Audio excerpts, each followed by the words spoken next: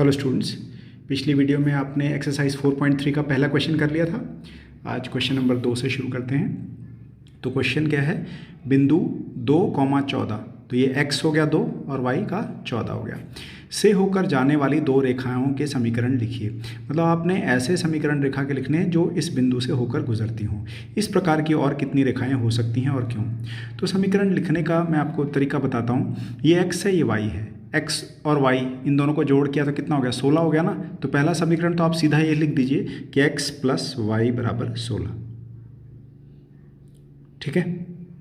अच्छा, आप ऐसे भी लिख सकते हैं, y में से x घटाया, y में से x घटाया तो 12 बचा, तो आप ये लिख सकते हैं y - x = 12। एक तो ये हो जा ये, और ये भी लिख सकते हैं आप। एक और बताता हूँ मैं आपको, ये x है ना, इसको 2 से गुणा करें तो 2 × 2 4 हो गया, प्लस उसमें y जोड़ दें, 4 में 14 जुड़ा तो 18 हो गया। तो एक समीकरण और क्या हो गया, 2x + y = 18। तो बहुत आसान होता है ये समीकरण लिखना। तो ऐसे आप कितने ही समीकरण लिख लें, कोई इसका लिमिट नहीं है, कोई लिमिट नहीं है इसकी।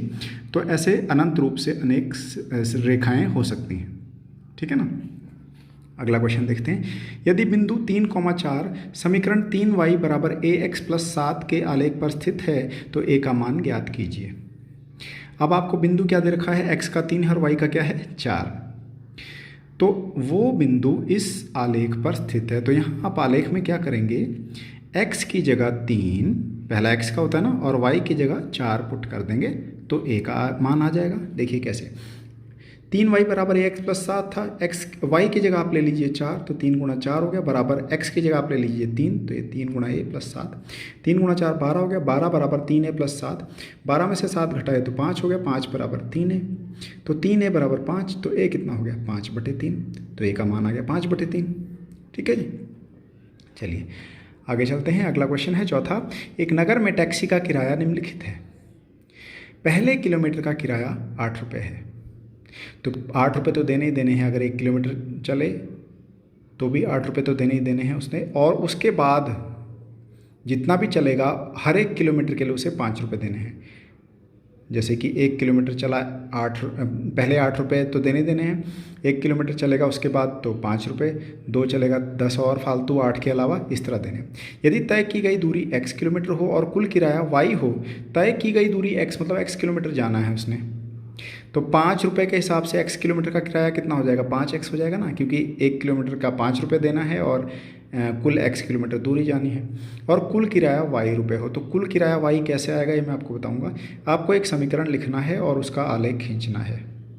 ठीक है। तो सबसे पहले आप ये देखिए कि आपको 8 रुपये तो किराया देना ही देना है।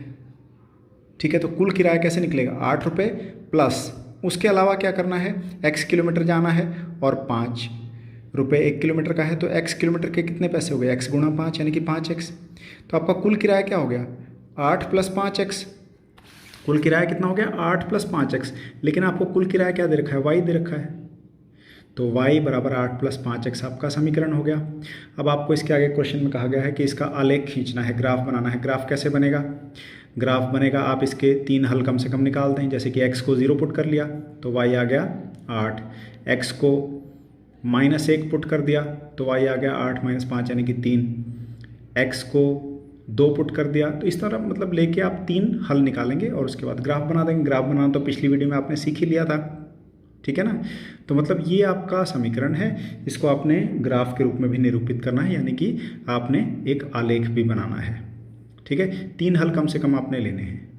तो आसान थे क्वेश्चन। आइए देख लेते हैं आपका होमवर्क क्या है। होमवर्क जो आपने अभी क्वेश्चन 3 किए हैं, ठीक उसी के तरह के 3 क्वेश्चन हैं। ये तीनों क्वेश्चन आपने कर लेने हैं। ठीक है। ये तीनों आप करेंगे प्रैक्टिस तो आपका ग्राफ बनाने का कॉन्फिडेंस और बढ़ेगा। तो स्टूडेंट्स आज की वीडियो में इतना ही। अगली वीडियो तक प्रैक्टिस करते रहिए। All the best.